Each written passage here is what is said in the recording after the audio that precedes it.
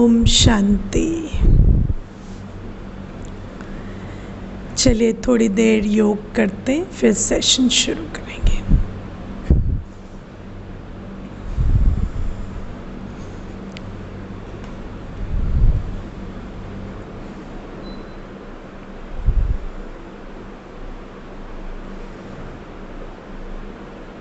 अपने शरीर को बिल्कुल स्थिर और शांत कर दें।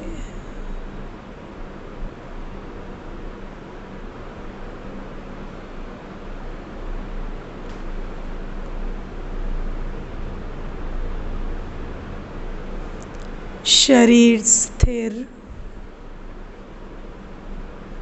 और शांत है।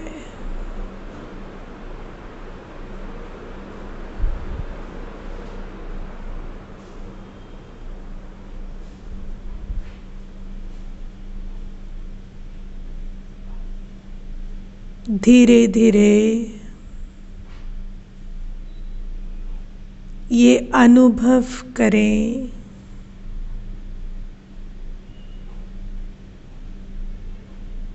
कि ये शरीर मेरा वाहन है।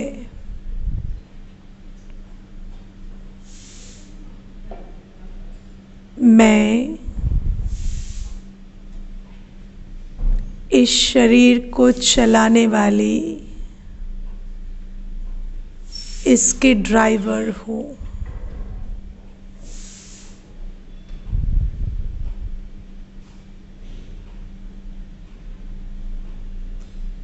इस शरीर की ड्राइविंग सीट आँखों के पीछे है।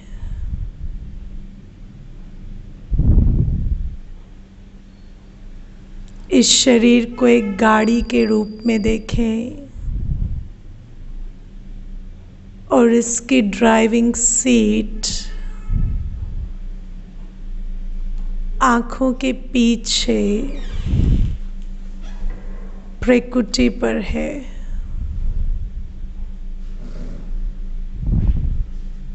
मैं आत्मा ड्राइवर बनकर इस शरीर रूपी गाड़ी को चलाती हूँ।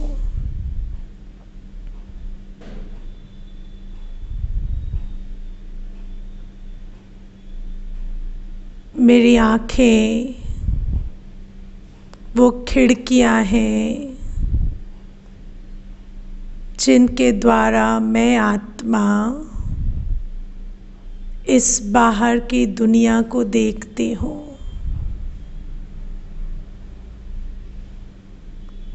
पर कहाँ देखना है, क्या देखना है, कितनी देर देखना है,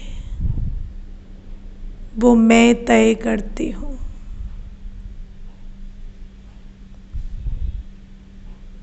इन खिड़कियों को यूज़ करना है या नहीं, वो कंट्रोल मेरे हाथ में है।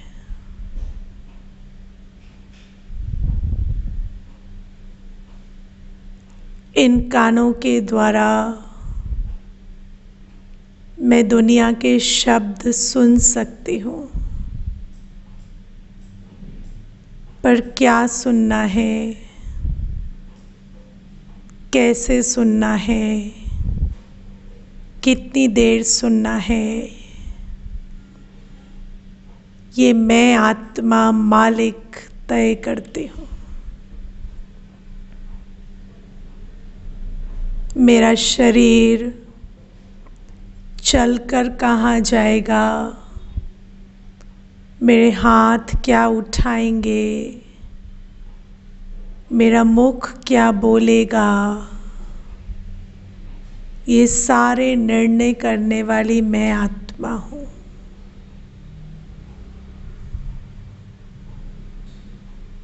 अपने आप को देखिए, एक सुंदर सितारा ज्ञान स्वरूप आत्मा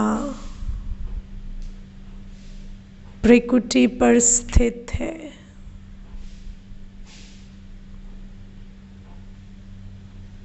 अपने स्वमान में आ जाएं। मैं ज्ञान स्वरूप हूँ। अच्छे बुरे, सही गलत, सत्य असत्य की समझ रखती हूँ। मैं हर कर्म सोच समझ कर करती हूँ। इस शरीर को कैसे यूज करना है, क्या देखना सुनना है, ये निर्णय मैं ज्ञान स्वरूप होकर करती हूँ।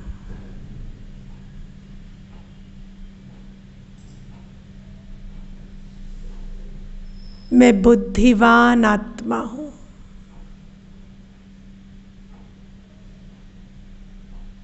कुछ देर इस पावरफुल अवस्था में स्थित हो जाएं।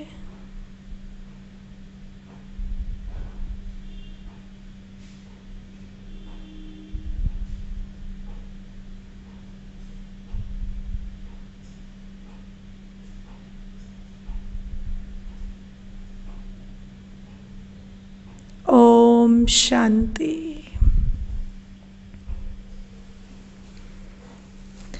आवाज क्लियर आ रही है?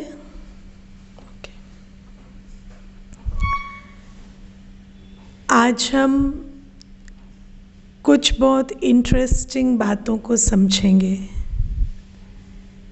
पहली बात है कि हम हमेशा सोचते हैं कि मैं शरीर हूँ और हमारी जो ज़रूरतें हैं वो फिज़िकल हैं, है ना। खाना, कपड़ा, मकान, पैसा, ये हमारी ज़रूरतें हैं, आराम। लेकिन वास्तव में शरीर को तो सर्वाइवल के लिए रोटी, कपड़ा, मकान चाहिए। और मैं नहीं समझती यहाँ जो भी आत्माएं बैठी हैं उनमें से कोई भी ऐसा है जिसको उतना रोटी, कपड़ा, मकान नहीं है जितना सर्वाइवल के लिए चाहिए है ना। पेट को तो 2 रोटी चाहिए, सर को तो एक छोटी सी छत चाहिए, या तन को तो 2 जोड़ी कपड़े चाहिए। लेकिन हम जो इतनी भाग दौड़ में लगे हुए हैं वो वास्तव में इसलिए कि हम आत्मा खाली हैं और हम अपनी आत्मिक खालीपन की पूर्ति शरीर के द्वारा करने की कोशिश कर रहे हैं। अब हमने शुरू में समझा कि आत्मा सतोगुणी है, 7 गुणों से बनी है। ज्ञान, पवित्रता, शांति, प्रेम, सुख, आनंद और शक्ति। और आज हर आत्मा लो एनर्जी में है, मतलब आत्मा में ज्ञान, पवित्रता, शांति, प्रेम, सुख, आनंद और शक्ति की कमी है। और हम वास्तव में ढूंढ क्या रहे हैं? यही चीज़ें ढूंढ रहे हैं। लेकिन हम इनको कहाँ ढूंढ रहे हैं? हम इन्हें वस्तु, व्यक्ति और वैभव में ढूंढ रहे हैं, है ना। हम समझते हैं वस्तु, व्यक्ति और वैभव हम आत्मा की ज्ञान, पवित्रता, शांति, प्रेम, सुख, आनंद, शक्ति की रिक्वायरमेंट को पूरी करेंगे, राइट। जैसे ज्ञान, आज हर व्यक्ति का एक प्रश्न है, आगे क्या होने वाला है, या ये कोरोना वायरस की सिचुएशन कितने दिन चलेगी, या ऐसे कैसे होगा, या आगे कितने दिन और ऐसे अंदर रहना है या कैसे चलना है। और हम चाहते हैं कि कोई व्यक्ति हमें इसका जवाब दे दे। फिर हम चाहते हैं कि कोई हॉस्पिटल के मालिक इसका जवाब दे दें, या हेल्थ मिनिस्ट्री वाले जवाब दे दें, या प्रधानमंत्री जी जवाब दे दें। पर क्या कोई भी मनुष्य आपको भविष्य का ज्ञान दे सकते हैं? नहीं दे सकते। ऐसे ही दुनिया में हम बहुत सारे ऐसे प्रश्न हैं जिससे जूझते हैं, जिन प्रश्नों का उत्तर ढूंढने के लिए मनुष्य ने बहुत सारी science, economics, social science, psychology, बहुत सारे विज्ञान डेवलप किए ताकि हमें प्रश्नों का उत्तर मिल सके। पर फिर भी सब कुछ जानते बूझते भी समझ नहीं आता कि क्या कमी है कि सारा ज्ञान बटोर कर भी जीवन काबू में नहीं आ रही।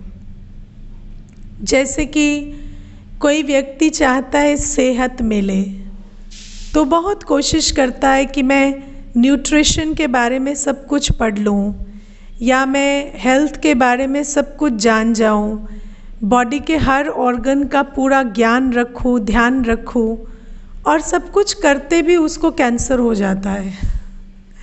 फिर वो सोचता है ऐसी क्या कमी कर दी मैंने जो मुझे ऐसा हो गया। मेरे पास एक भाई रहते थे, तो उस भाई ने, वो भाई अपना बहुत ध्यान रखते थे शरीर का, और रोज़ एक्सरसाइज करना, डाइट को ठीक रखना, और हर तरह का अपना ध्यान रखना, बॉडी को गर्मी सर्दी में संतुलित रखना, सब कुछ करते थे। फिर उनको कैंसर हो गया। तो जब उनको कैंसर हुआ तो जो भी उनसे मिलता वो पूछता, आपको कैसे हो गया? आप तो इतना ध्यान रखते थे, आपको तो नहीं हो सकता था, आपको कैसे हो गया? उस भाई को इतना प्रश्न चिन्ह अंदर आने लगा। दिन भर वो सोचता, अरे मुझे कैसे हो गया, इसको भी यकीन नहीं हो रहा, उसको भी यकीन नहीं हो रहा, मुझे हो कैसे गया। और वो आधा तो शौक में ही उसकी तबीयत और ख़राब हो गई कि मुझे कैसे हो गया भला। तो आप देखिए, मनुष्य बहुत कोशिश करता है कि वो सारे रहस्य जान ले, वो इतना ज्ञान प्राप्त करे कि उसको लगे कि उसको भूतकाल, भविष्यकाल, अपने शरीर संबंध सबको चलाना, या धन का ऊपर नीचे ना हो, वो सब कुछ उसके कंट्रोल में हो। वो ऐसे बहुत प्रयास करता है, पर जो देखने में आता है वो यही कि कितना भी हम पढ़ लिख लेते हैं, कितना भी हम दिन भर न्यूज़ सुन लें, कितना भी हम हर मैगज़ीन छांट लें, कितनी भी हम ऊंचे से ऊंची पढ़ाई कर लें, हमारे को सारे प्रश्नों के उत्तर नहीं मिलते। और मैं आपको एक उदाहरण देती हूँ। एक बार मैं एक साइकाइट्रिस्ट बहन है, उसके साथ एक प्रोग्राम करा रही थी। तो कैसे अपने मन को ठीक रखें, या कैसे बच्चों को अच्छा रेज़ करें, उसके ऊपर प्रोग्राम था। तो वो सुना रही थी कि कैसे बच्चों की जो डेवलपमेंटल स्टेजेस होती हैं, तो बचपन में उनको अच्छा अटैचमेंट मिलना चाहिए, माता पिता का साथ मिलना चाहिए। फिर जब वो बड़े हो जाते हैं तो उनको फ्रीडम देनी चाहिए, और वो सारी बातें वो साइकोलॉजी के तरीके से सुना रही थी। फिर उन्होंने सारी बात सुना ली, और फिर लोगों ने भी कहा, हाँ हाँ, हमारे बच्चे को रेज़ करने में हमारी यहाँ पे गलती हुई, हमने शायद उनको बहुत बाद में फ्रीडम नहीं दी, या किसी ने कहा हाँ हाँ, बचपन में उसको बहुत इग्नोर किया। तो ये सब कुछ होने के बाद फिर मैंने अपना आध्यात्मिक ज्ञान थोड़ा वहाँ सुनाया। उसके बाद जब हम वापस आ रहे थे तो मैंने उस बहन को पूछा, अच्छा आप इतने सारे प्रश्नों के उत्तर दे ही रहे थे साइकाइट्री से, तो मैं सोचती हूँ मैं भी आपको कुछ प्रश्न पूछ लूँ। तो वो मुझे कहती, हाँ पूछिए। तो मैंने कहा, ऐसा भी देखने में आता है कि कोई बच्चा पैदा होते ही अनाथाश्रम पहुँच जाता है, उसको कुछ भी उस रूप से नहीं मिलता जैसा आपने क्लास में बताया, लेकिन वो बहुत लायक और बहुत समझदार बन जाता है। और ऐसा भी होता है कि आपके साइकाइट्री के ज्ञान के हिसाब से एक बच्चे को सब कुछ मिला लेकिन फिर भी वो बिगड़ जाता है, क्या ये पॉसिबल है? तो कहती है हाँ बिल्कुल ये पॉसिबल है। तो मैंने कहा फिर उस केस में आप इसको कैसे एक्सप्लेन करेंगे? तो मुझे कहती है दीदी इसीलिए तो हम आपके पास आते हैं क्योंकि कुछ प्रश्नों के उत्तर तो हमारे पास भी नहीं है, हम तो सिर्फ यथाशक्ति कोशिश करते हैं।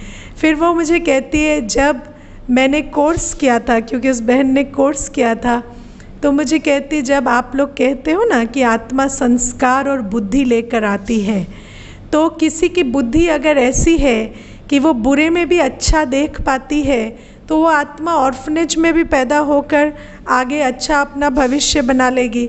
और अगर किसी की बुद्धि ऐसी है कि वो हर चीज़ में बुराई ही देखती है, उसके पूर्व संस्कारों का बल ऐसा है कि कितना भी अच्छा मिले उसकी अवगुण देखने की आदत नहीं जाती, तो फिर क्या होता है वो अच्छे में भी बुराई ढूंढकर अपने जीवन को खराब कर लेती है। इसीलिए ये जो ज्ञान है ये जब तक हमें परमात्मा के द्वारा आध्यात्मिक ज्ञान नहीं मिलता तब तक हम कितना भी दुनिया में ज्ञान प्राप्त करते हैं कहीं ना कहीं वहाँ पर गैप रह जाता है।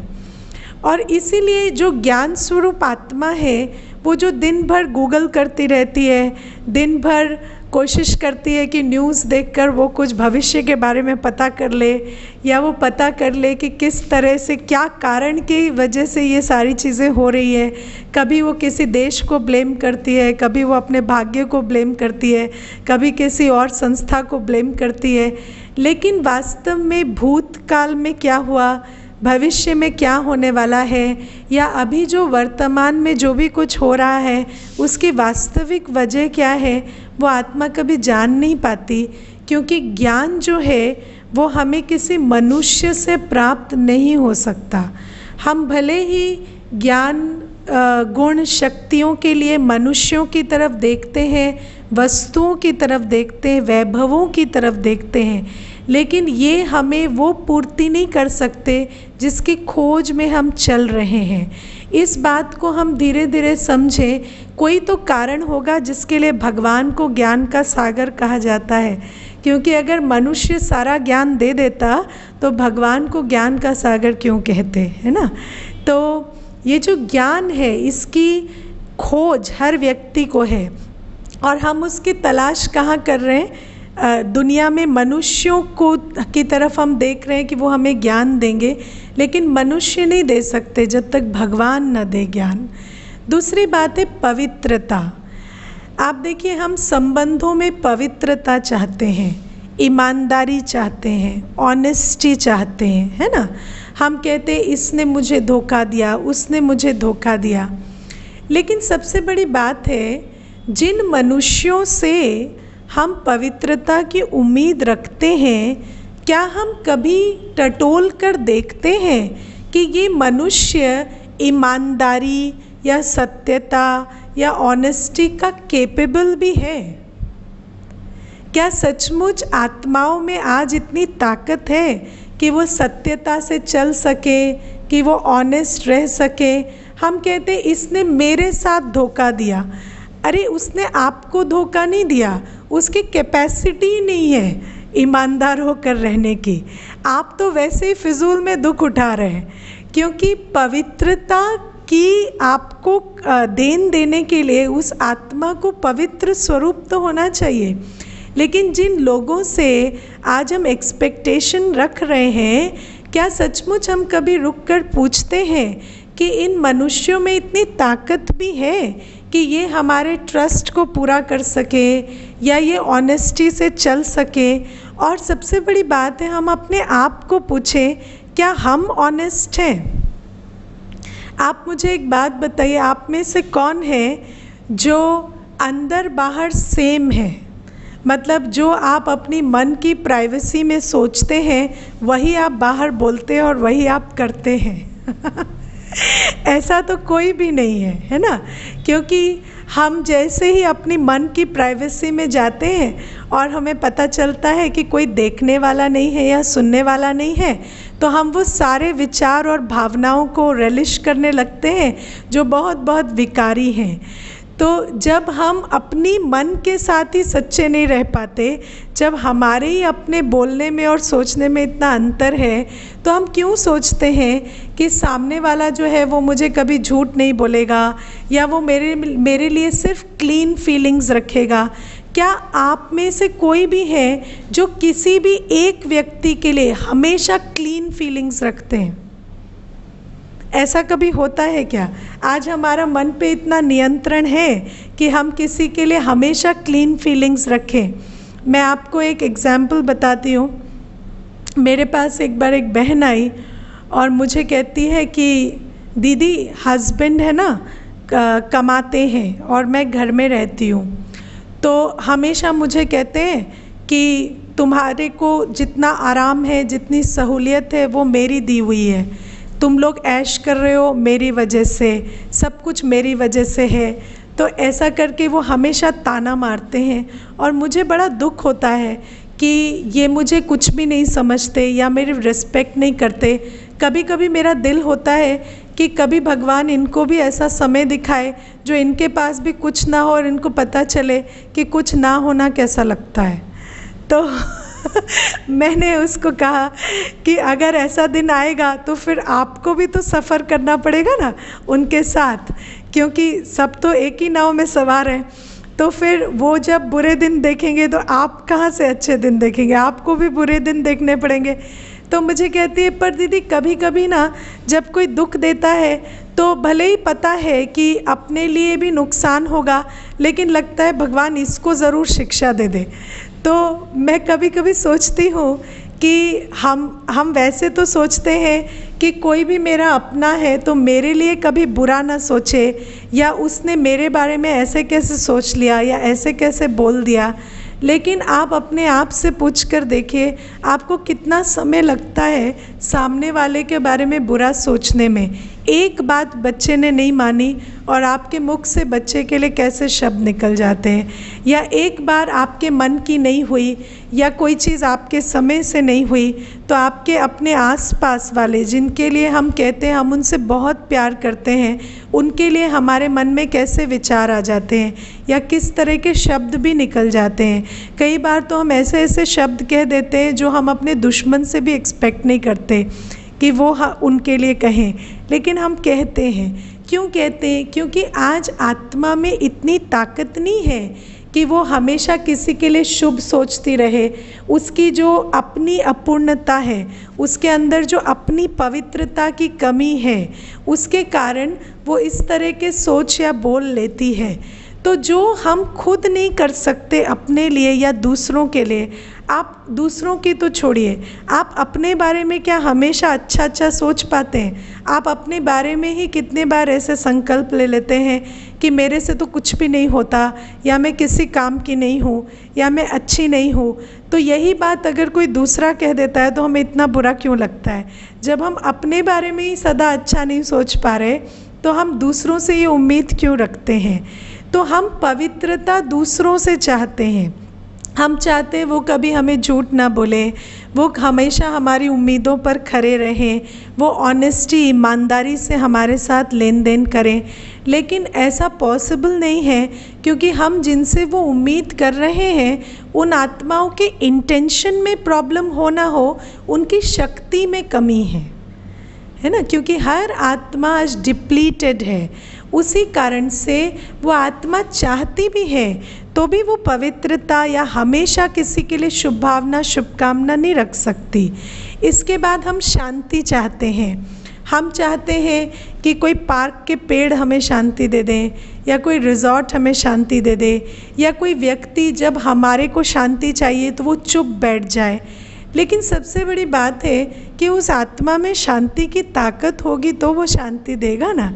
तो जो भी हम लोगों से चाहते हैं, चीज़ों से चाहते हैं, आज आप देखिए हवा भी दूषित है, वातावरण में भी नेगेटिविटी है। तो आप कहीं भी चले जाएं, 5 तत्वों में भी वो ताकत नहीं है कि वो आपको शांति दे सके। आज विश्व का ऐसा कोई कोना नहीं है जहाँ अशांत मनुष्य ने जाकर अशांति के वाइब्रेशन ना फैला दी हो, है ना। इसीलिए हम कहीं भी भाग जाएं, शांति हमें मिल नहीं सकती, क्योंकि वस्तु व्यक्ति वैभव जिससे हम ये उम्मीद कर रहे हैं उसकी क्वालिटी खराब हो चुकी है। हम सुख चाहते हैं चीज़ों से, लेकिन चीज़ों की तो अपनी गारंटी नहीं है। चीज़ें जिस 5 तत्व से बनी हैं वो 5 तत्व बिल्कुल अपनी तमोप्रधान अवस्था में है। आप एक मोबाइल खरीदते हैं, लैपटॉप खरीदते हैं, खुश होते हैं, फिर आपको पता चलता है कि इसके अंदर कल कोई प्रॉब्लम आ गई तो आपको दुख होता है। क्यों? क्योंकि चीज़ों के अंदर उतनी ड्यूरेबिलिटी नहीं है कि वो आपको स्थायी खुशी दे सके। वो कुछ समय के लिए खुशी देती हैं और फिर उसके बाद उसमें कुछ ना कुछ प्रॉब्लम आ जाती है और वही चीज़ें हमारे दुख का कारण बन जाती हैं, है ना। तो हम जो वस्तु व्यक्ति वैभव से ज्ञान, पवित्रता, शांति, प्रेम, सुख, आनंद और शक्ति की उम्मीद कर रहे हैं, हमें रुककर अपने आप को पूछना होगा क्या सचमुच हमें कोई ये चीज़ दे सकता है। क्योंकि कभी कभी हमें कुछ अनुभव क्षणिक अल्पकाल के लिए तो मिल जाते हैं, जैसे कि आनंद के लिए आजकल लोग ड्रग्स खाते हैं और शराब पीते हैं, है ना। तो यही कर रहे हैं ना, आनंद की अनुभूति के लिए क्या करते हैं, क्योंकि और तो कहीं आनंद नहीं आ रहा तो इसीलिए शराब पीते हैं। इसीलिए लॉकडाउन में सबसे बड़ी समस्या ये थी कि शराब की दुकानें बंद हो गई थी। तो जो हम आनंद के लिए ये सारी चीज़ें करते हैं उसमें भी क्या होता है कि आनंद कुछ देर के लिए मिला, 5-10 मिनट के लिए वो अनुभव हुआ, उसके बाद क्या हुआ, आत्मा की शक्ति बहुत बिगड़ गई। इसीलिए आप देखिए कैसे पता चले कि जब हम अल्पकाल का आनंद या सुख वस्तु से भोगने की कोशिश करते हैं तो आत्मा की ताकत घट जाती है ना। इस बात को हमें बहुत अच्छे से समझना होगा। जैसे एक व्यक्ति शराब पीता है तो पहले उसे थोड़ी सी शराब में जितना नशा होता था, अब वो हर बार उसको थोड़ी ज़्यादा पीनी पड़ती है उसी नशे के लिए, है ना।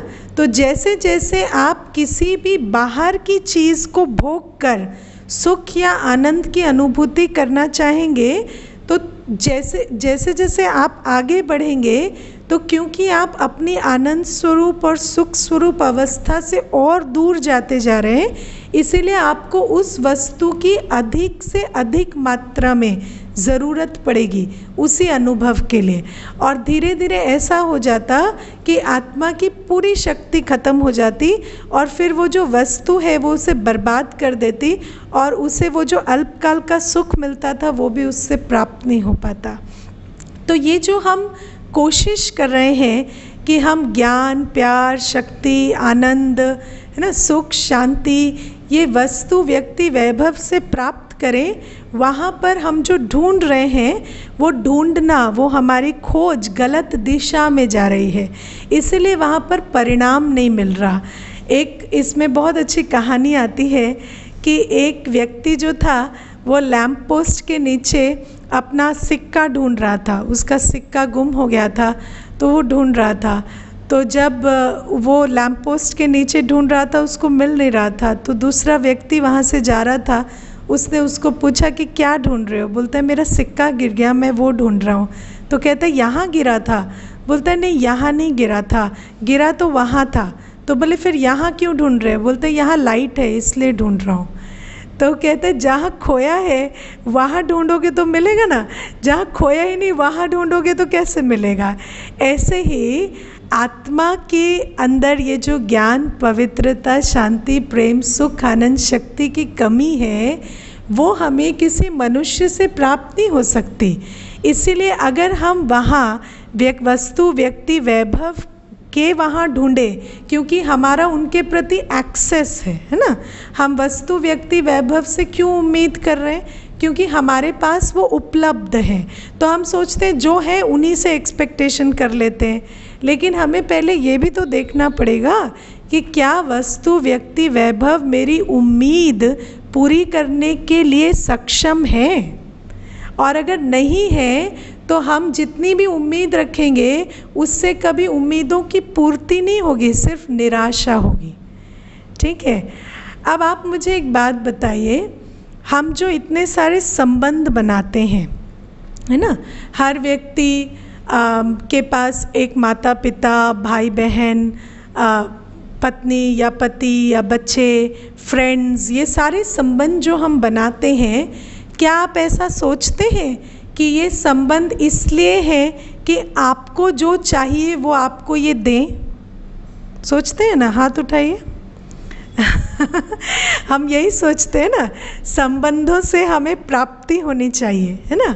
और फिर हम ये भी कहते हैं कभी कभी कि ये जो संबंध है ये धोखा दे रहे हैं मुझे, या इन्होंने मेरी उम्मीद पूरी नहीं की, या ये मेरी उम्मीद पर खरे नहीं उतरे, और शायद इनकी मंशा नहीं है, इसीलिए ये मेरे लिए वो चीज़ें नहीं करते जो हम इनसे एक्सपेक्ट करते हैं। लेकिन हम आज इस बात को देखेंगे कि आपके आसपास जो आत्माएं हैं वो भी उसी हालत में हैं जिसमें आप हैं। जैसे आपके अंदर ज्ञान, पवित्रता, शांति, प्रेम, सुख, आनंद, शक्ति की कमी है, उनके अंदर भी है। तो आप सोचते वो आपको प्यार दे, लेकिन वो कहाँ से देंगे जब उनके पास है ही नहीं, है ना। उनके पास तो जो है वो वही दे सकते हैं। जिसके पास प्यार है ही नहीं, जिसके पास पवित्रता है ही नहीं, जिसके पास शांति है ही नहीं, वो आपको कैसे देंगे। इसीलिए हम हर रिश्ते में आज खाली खाली अनुभव कर रहे हैं। मैं आपको एक कहानी सुनाती हूँ। एक बार एक ऑफिस में 2 फ्रेंड्स थे।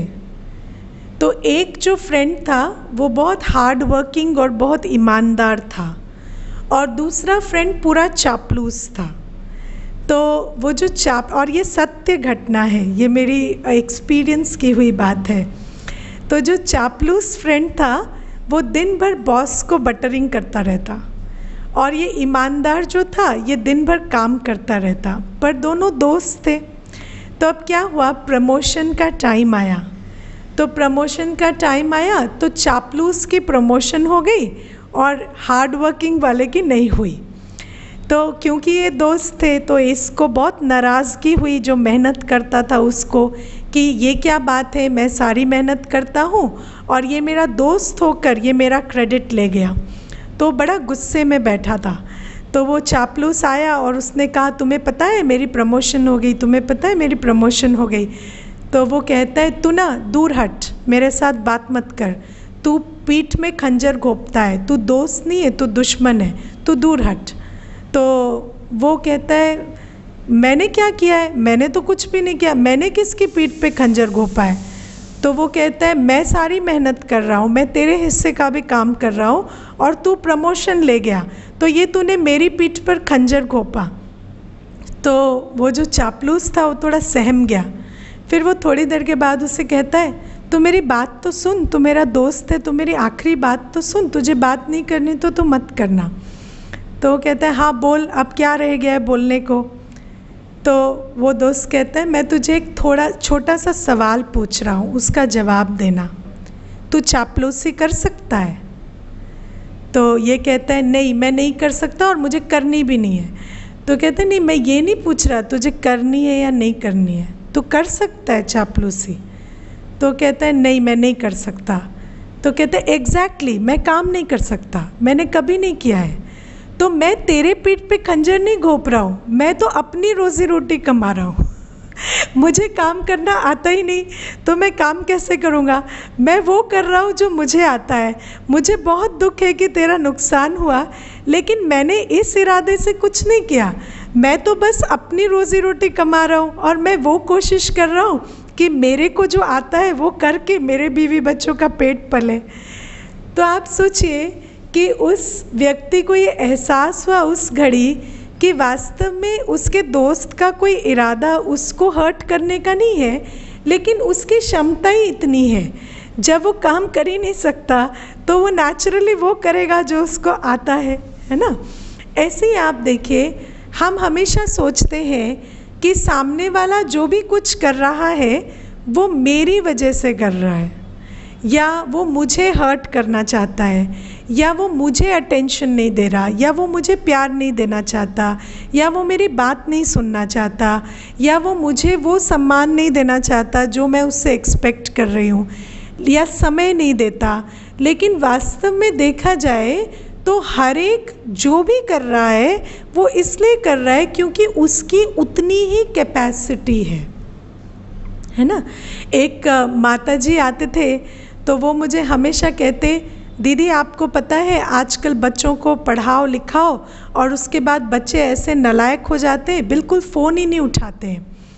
तो बार बार कहती कि मैंने बच्चे को पढ़ाया लिखाया, आपको पता है मैं इतनी मेहनत से मुश्किल से मैंने उसको बड़ा किया, लेकिन आज वो बड़ा हो गया है, वो ऑफिस जाता है तो अपने आप को बहुत बड़ा आदमी समझता है, वो मेरा फ़ोन नहीं उठाता।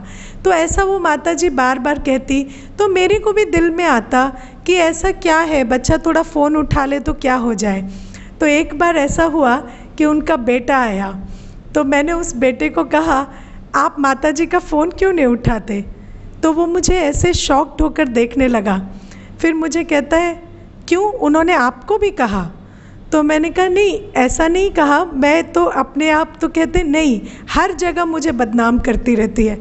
आपको पता है दीदी, असलियत मैं आपको बताता हूँ, आप माता जी को कभी पूछना वो कितनी बार फ़ोन करती है मुझे। आपको पता है दिन में 40 बार फ़ोन करती है, और मैं एक कंपनी में वाइस प्रेसिडेंट हूँ, मुझे वहाँ खाने की और पानी पीने की फुर्सत नहीं है। माँ 40 बार फ़ोन करती है, मैं 4 बार उठाता भी हूँ दिन में, लेकिन वो 36 को गिनती है जब मैं नहीं उठाता, लेकिन वो 4 को कभी नहीं गिनती। और हमेशा कहती है नौकरी तो हमने भी की है, तुम ऐसे क्या नौकरी कर रहे हो जो तुम फ़ोन नहीं उठा सकते। तो अब आप देखो कि माता जी को समझ नहीं आ रहा है कि आज समय कैसे बदल गया है और किस तरह से बच्चों के अंदर ये लिमिटेशन है कि वो ऐसे घंटों घंटों फ़ोन पर ऑफिस में बात नहीं कर सकते, है ना। तो हम समझते हैं कि सामने वाला मुझे इग्नोर कर रहा है या मुझे नेग्लेक्ट कर रहा है या मेरे को सम्मान नहीं दे रहा या मेरा फ़ोन नहीं उठा रहा, लेकिन हम कभी ये सोचने की कोशिश नहीं करते कि उसकी कैपेसिटी कितनी है, उसके पास जितना टाइम है, जितनी एनर्जी है, उस हिसाब से हो सकता है कि वो अपना बेस्ट दे रहा हो, लेकिन हमारी उम्मीद और उसकी कैपेसिटी मैच नहीं कर रही, है ना। तो इसीलिए हमारी इस जीवन में जो सारी समस्याएं हैं वो इस वजह से नहीं है कि जो हमारे आसपास लोग हैं वो हमें प्यार नहीं करते या वो हमारी केयर नहीं करते। वो हमारी समस्याएं इसलिए हैं क्योंकि उनके जो संस्कार हैं वो इस तरह के हैं कि उस आत्मा में ताकत नहीं है, तो जो हम उनसे एक्सपेक्ट करते हैं वो उसके केपेबल नहीं है। जैसे आप देखिए कई बार हम कहते हैं मैं तो बहुत मीठा बात करती हूँ, लेकिन वो हमेशा कड़वा बोलते हैं या ऊंचा बोलते हैं। लेकिन सच्ची बात ये है कि उनकी जो आदत है वो ऊंचा बोलने की है, वो आपसे ऊंचा नहीं बोलते, वो अपनी आदत से मजबूर है ना। मेरी एक फ्रेंड है तो वो बहुत ऊंचा बोलती, तेज़ बोलती है। तो ऐसा होता है कि कभी कभी वो जब बोलती है ना तो सामने वाले को लगता है वो उनको डांट रही हो। तो एक बार ऐसा हुआ कि हम एक सिचुएशन में थे, तो सामने वाले को उसने कुछ तेज़ बोला तो उसको ऐसा लगा कि ये गुस्सा है, तो वो चला गया वहाँ से। तो थोड़ी देर के बाद मैंने उसको बोला कि तू थोड़ा धीरे क्यों नहीं बोलती, प्यार से बोला करना। तो मुझे कहती क्यों, मैंने उसको गोली मार दी क्या। तो मुझे पता चला नहीं कि इसको ये कोई इरादे से नहीं कर रही, इसको पता ही नहीं चल रहा कि ये तेज़ बोल रही है ना। तो आप देखो हमारी जो आदतें होती हैं वो कैसी होती हैं कि वो सबको नज़र आती है पर हमें नहीं पता चलती। क्रोधी को नहीं पता चलता वो क्रोध कर रहा है, ईगो वाले को नहीं पता चलता उसमें ईगो है, लोभी को नहीं पता चलता उसमें लोभ है। इसीलिए कभी कभी जब हम किसी को अपनी मिमिक्री करते देखते हैं ना तो हमें बड़ा शौक होता है कि हम ऐसे बात करते हैं, क्योंकि हमें तो पता ही नहीं चलता, क्योंकि हम जो करते हैं वो हम देखते नहीं हैं। तो हमारी आदतें दूसरों को चुभती है, दूसरों को पता चलती है पर हमें नहीं पता लगती।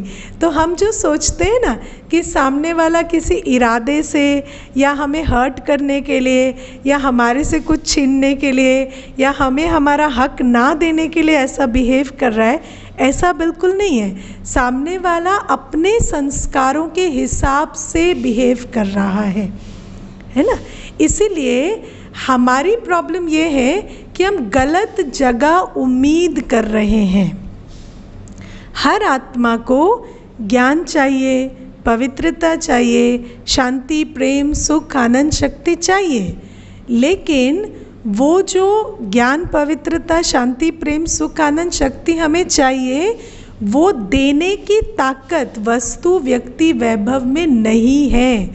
इसीलिए हम कितना भी उनके पीछे भागें, हमें अल्पकाल का सुख मिलेगा, कुछ समय के लिए कोई मीठा बात करेगा, अच्छा लगेगा, लेकिन हमारे अंदर जितनी कमी है या खालीपन है उसको कोई वस्तु भर दे या वैभव भर दे या कोई प्राप्ति या कोई सामान से वो अपूर्णता पूरी हो जाए, ये पॉसिबल नहीं है।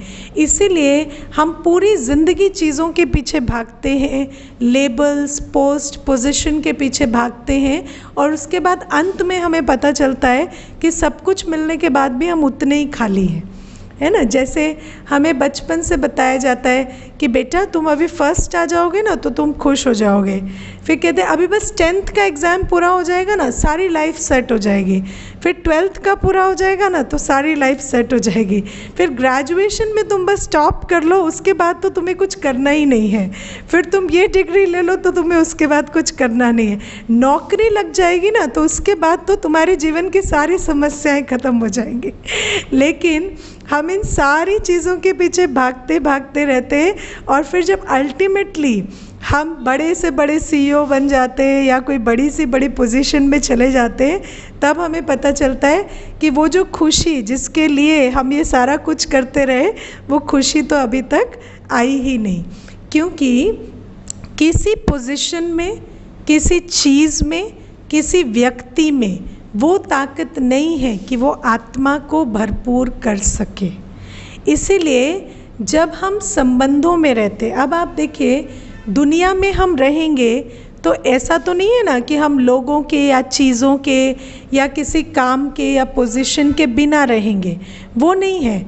हम लोगों के बीच रहेंगे, हम चीज़ों के साथ रहेंगे, हम काम भी करेंगे, कमाई भी करेंगे, लेकिन हमें ये जानना है कि जो अंदर की दुनिया है वहाँ जो ज्ञान, पवित्रता, शांति, प्रेम, सुख, आनंद, शक्ति चाहिए, वो बाहर से नहीं आएगा।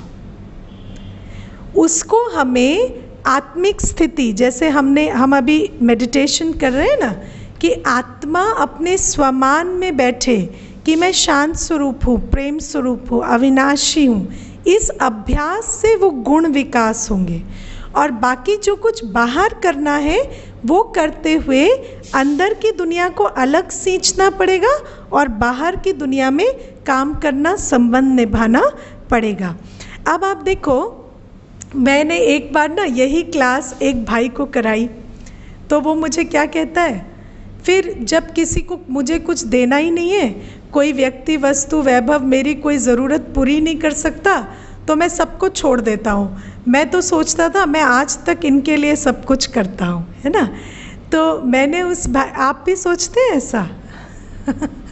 आप सुबह उठते हैं तो किसके लिए उठते हैं?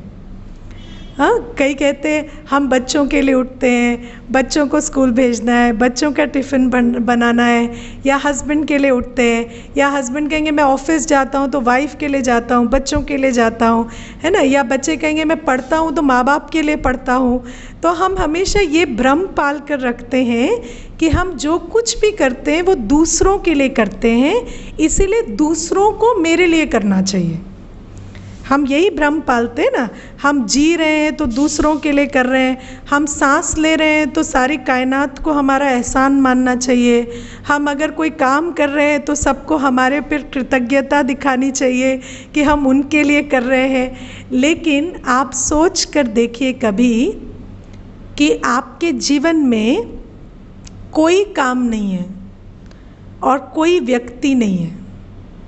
मान लीजिए एक दिन आपके पास कोई काम नहीं है और कोई भी व्यक्ति नहीं है, और फिर वो एक दिन दूसरे दिन में बदलता जा रहा है, दूसरे दिन तीसरे दिन में, और आपके जीवन में कोई काम नहीं है, कोई व्यक्ति नहीं है जो आपका इंतज़ार कर रहा है, तो आपकी जीवन क्या बहुत अच्छी होगी? जीवन बहुत अच्छी होगी। तो हम ऐसा क्यों समझते हैं कि हम जो कुछ भी करते हैं उसके लिए दूसरों को हमारा एहसान मानना चाहिए? वास्तव में तो हमें दूसरों का एहसान मानना चाहिए कि वो हमें वजह दे रहे हैं जीने की, है ना। क्योंकि अगर किसी के पास कोई वजह ना हो तो 24 घंटे पार करना बहुत बड़ी समस्या है। आप देखिए, मन को सोचने से नहीं रोक सकते, मन सोचता ही रहेगा, मन का काम है सोचना। घड़ी के 24 घंटे एवरीडे हमें फ्री मिलते हैं, 24 घंटे का एक एक सेकंड हमें पार करना ही पड़ेगा, इस मन में कुछ ना कुछ सोचना ही पड़ेगा। तो यदि कोई काम मुझे मिला हुआ है या कोई व्यक्ति मेरे पास है जिसके लिए मुझे कुछ करने के लिए अपॉर्चुनिटी है, तो मुझे उसका कितना शुक्रिया करना चाहिए कि वो मेरा टाइम पास करवा रहे हैं। समझे?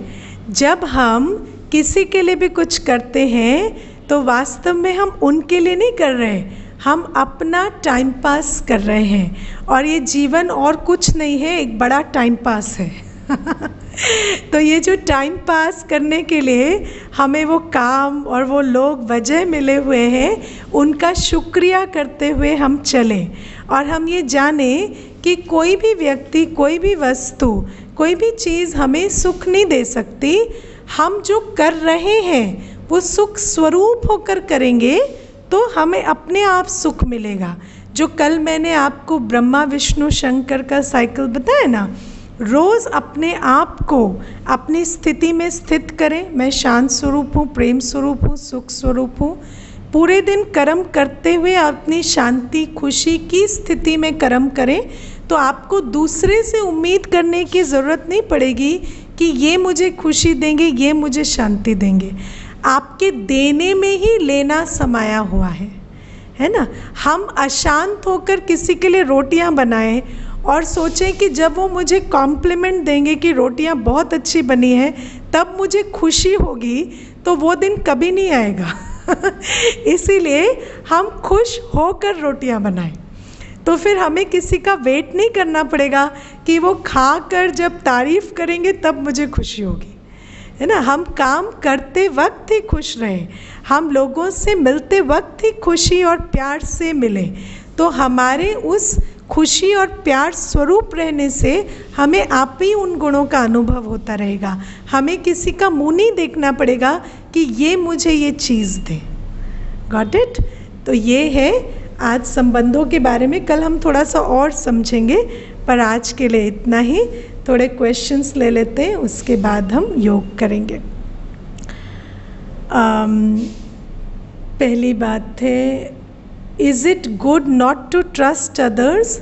Is it not imbibing doubt in our inputs as we are in world? Rather trust others but don't expect from others. Yes, trust की बात नहीं हुई, एक्सपेक्टेशन की बात हुई।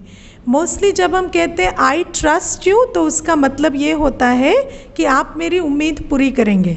तो उस दो बातों को एक नहीं करना है, हमें समझना है ट्रस्ट मतलब वो आत्मा अच्छी आत्मा है। कल हम इसको समझेंगे ट्रस्ट मीन्स व्हाट। लेकिन पहली बात हमें समझनी है कि वो जो भी करते हैं वो इसलिए नहीं करते कि उनका इरादा हमें धोखा देने का है, वो इसलिए करते क्योंकि उनका संस्कार ऐसा ही है। ठीक है, जो कमज़ोर है उससे शक्ति की उम्मीद नहीं कर सकते। Okay, we name to our physical body but how to identify other आत्माज near us and how to name other आत्माज। तो आत्मा को हम वैसे नहीं पहचान सकते, हमें नाम से ही, जो शरीर का नाम है उसी से ही हम जानते हैं। Same habit how can change, ज़ोर से बोलने वाली हैबिट, है ना। तो कईयों को ऐसा अनुभव भी हुआ है कि दूसरों को लगता है कि वो ज़ोर से बोलते हैं, तो जो जिनको लगता है कि वो ज़ोर से बोलते हैं वो अपने आप को चेक एंड चेंज करें। जब भी हम बोल रहे हैं तो अपने आप को थोड़ा सुनने की कोशिश करें और धीरे धीरे अपने आप को कॉन्शियसली धीरे बोलना सिखाएं। तो जैसे जैसे आप कॉन्शियसली धीरे बोलेंगे तो आदत पड़ जाएगी। हाँ, अगर कोई बार दीदी रिस्पेक्ट ना करे और रिश्ता ऐसा है कि मुझे वहाँ जाना ही जाना है, बड़ा अजीब भी लगता है, मैं इनके लिए कभी गलत ना करते हुए ना सोचते, तो इसके लिए क्या करें। मतलब अगर कोई आपको सम्मान नहीं देता, प्यार नहीं देता, पर आपको उनके पास बार बार जाना पड़ता है, तो आप सबसे पहली बात है, आप जाते वक्त ही सोच लीजिए मुझे उनसे सम्मान चाहिए ही नहीं। आप किसी से सम्मान लेने थोड़ी जाते हैं, आप काम करने जाते हैं। जो भी आपका उनके साथ लेन देन है, जिस वजह से भी आपको जाना पड़ता है, उस वजह को पूरा करें, ना सम्मान की उम्मीद करें, ना निराश लौटे। ठीक है, हमें निराशा अपनी उम्मीदों से होती है, वास्तविकता से नहीं। तो जब हम उम्मीद छोड़ देंगे तो वास्तविकता वही रहेगी, लेकिन निराशा नहीं होगी। ठीक है। What is difference between meditation in close eyes और ओपन आइज, ये कल मैंने बताया था, कल के सेशन में। आप दोबारा से उसको देख लें, उस सेशन को, तो आपको पता चल जाएगा, वो यूट्यूब पर है। अगर हमारा संस्कार किसी की हेल्प करना है और सामने वाला आपको समझे कि इसको काम देते जाओ, ये तो कर देगा, तो क्या करना चाहिए? पीछे हट जाना चाहिए, वैसे ही रहना चाहिए? देखिए, आपके कोई भी चुनाव की वजह दूसरा नहीं होना चाहिए। अगर आपको कोई ज़्यादा काम देता है तो आप इसलिए काम को मना मत कीजिए कि वो आपको दे रहा है, लेकिन अगर आपको काम ज़्यादा लग रहा है तो आप मना कीजिए। तो ना आप अपने काम करने की वजह किसी को समझिए, ना काम ना करने की वजह किसी को बनाइए। आप अपने चॉइसेस अपनी कैपेसिटी को देख कर लें। अगर आप वो काम कर सकते हैं तो करिए, नहीं कर सकते तो मत करिए। आप अपनी कैपेसिटी को देख के डिसीजन लीजिए। Sister, I understand everything, but when the moment arrive I lost my control over my brain. हाँ जी, तो समझना काफ़ी नहीं है, आपको अभ्यास करना पड़ेगा। ये जो हम योग करते हैं ना, शुरुआत में और अंत में, ये अभ्यास आपको सुबह उठकर अपने लिए करना पड़ेगा। बिना अभ्यास के ताकत नहीं मिलती। अगर मैं आपको कहूँ कि जैसे एक युद्ध स्थल में युद्ध होने वाला है और एक व्यक्ति को आपने सारे औजार चलाने सिखा दिए, लेकिन कोई प्रैक्टिस नहीं की उसने, तो क्या वो युद्ध में जीतेगा? नहीं। उसको हमेशा पता चलेगा, अच्छा मैं ऐसा करता ना तो ठीक होता, लेकिन वो कर नहीं पाएगा। क्यों? उसने प्रैक्टिस नहीं की। तो ये क्लास है औजार लेने की, है ना। और प्रैक्टिस कब करनी है? सुबह उठ के आपको अपनी प्रैक्टिस खुद करनी है। जो ज्ञान इस क्लास में सिखाया जाता है, जो योग की विधि सिखाई जाती है, उसको प्रैक्टिस आपको स्वयं करना है। अगर मैं आपके लिए प्रैक्टिस कर सकती तो मैं कर देती, पर वो पॉसिबल नहीं क्योंकि हर आत्मा को अपने कल्याण के लिए प्रैक्टिस तो खुद ही करनी पड़ेगी। ठीक है। एक इंसान 15 दिन मेहनत करता है और दूसरा आखिरी के 5 दिन में कर ले, दोनों को सेम रिजल्ट मिले, तो ये सही है। One is hard working and the second is smart worker. Is it related to managing things? आप अपने आप से वही सवाल पूछिए जो उस भाई ने अपने फ्रेंड को पूछा था, क्या आप स्मार्ट वर्किंग कर सकते हैं? क्यों ऐसा है कि वो 15 दिन में, वो 5 दिन में कर रहा है और 15 दिन में कर रहे हैं? आप उससे सीखने की कोशिश कीजिए कि उसी काम को 5 दिन में करने की क्या विधि है, और आप अपनी योग्यता से मैच कर कर देखिए कि क्या वो जो विधि अपना रहा है वो आप भी अपना सकते हैं। अगर हाँ तो अपनाइए, और अगर नहीं तो आप अपनी कैपेसिटी से खुश रहिए और 15 दिन में ही वो काम कीजिए, और जो भी आपको उससे रिज़ल्ट मिलती है उसी में ही खुश रहिए। और अगर आप उससे सीख कर जल्दी कर सकते हैं तो करिए। शुड वी किल मस्कीटोज और bugs? First stop killing people with your expectations, then we will talk about mosquitoes and bugs, है ना। क्योंकि लोगों को दूसरों की बहुत चिंता है, लेकिन सबसे बड़ी बात है हम पहले इंसान से तो व्यवहार करना सीखें, तब हमारे संस्कार बदलेंगे। क्योंकि मस्कीटोज और बग्स की बात बाद में आती है ना। How to see light with light open eyes is like आत्मा and you are expecting to lights बिंदु। ठीक है, ओके, ये जो आत्मा की को देखने की विधि है, तो आपको एक वीडियो भेजा है, उससे आप देखें कि उस वीडियो में जिस तरह का विजुअलाइजेशन है वो करके आप अपने आप को यहाँ पर भ्रिकुटी पर एक चमकते सितारे की तरह अनुभव करें। ओम शांति। चलिए थोड़ा योग कर लेते हैं।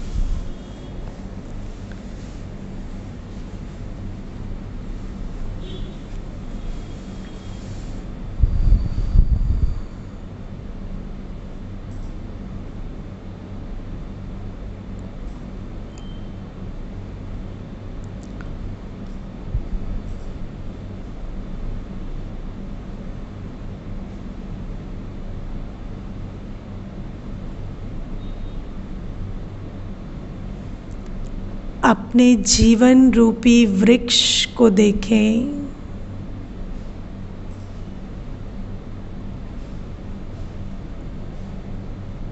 मैं आत्मा भ्रिकुटी पर स्थित सितारा मेरे जीवन रूपी वृक्ष का बीज हूँ।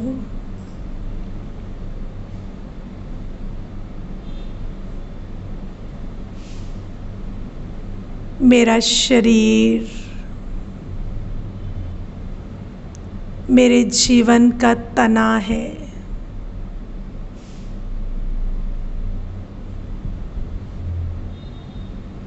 मेरे संबंध, प्राप्तियां, परिस्थितियां इस वृक्ष पर लगने वाले फूल और पत्तियां हैं।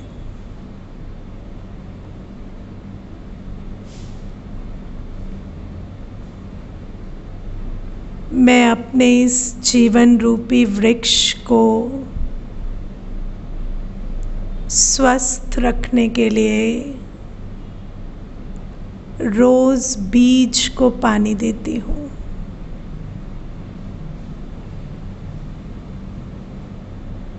मेरे जीवन का आधार, मेरे इस जीवन की अच्छी अवस्था का आधार, मेरे जीवन के हर अंग के स्वास्थ्य का आधार मेरी स्वस्थिति है।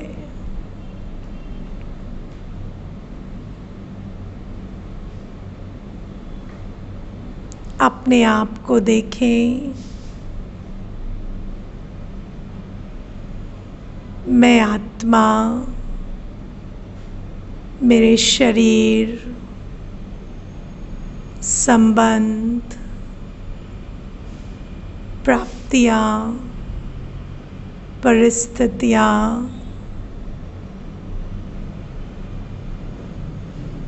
सबकी अवस्था का आधार हूँ।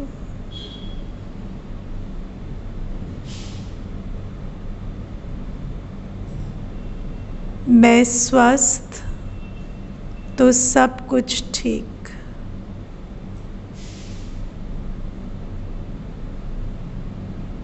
अपना ध्यान स्वयं पर ले जाएं। आँखों के पीछे स्थित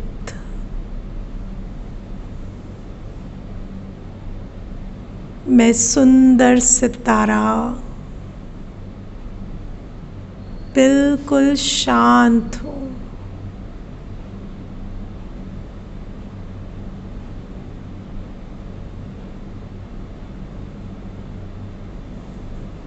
मुझ सितारे से शांत शीतल किरणें निकल मेरे पूरे शरीर में फैल रही।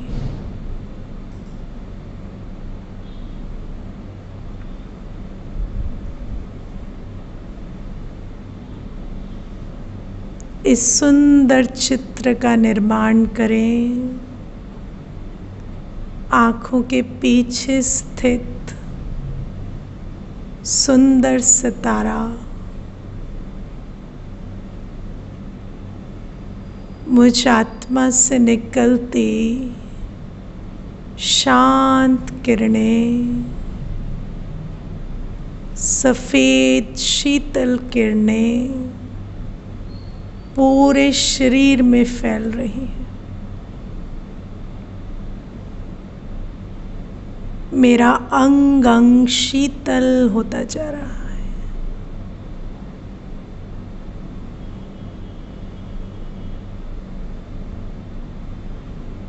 मेरा मन, मेरा दिमाग,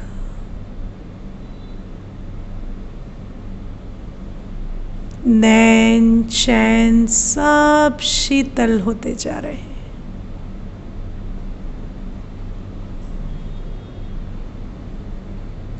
इस शीतल अवस्था में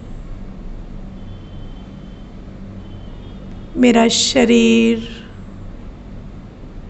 मेरा मन हील हो रहा है।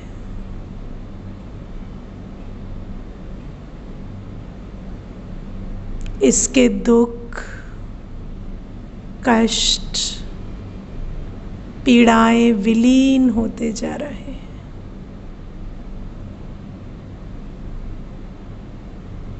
मेरी शांति की शक्ति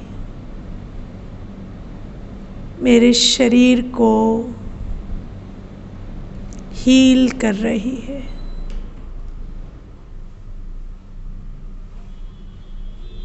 कुछ देर इस सुंदर अनुभव में एकाग्र हो जाएं।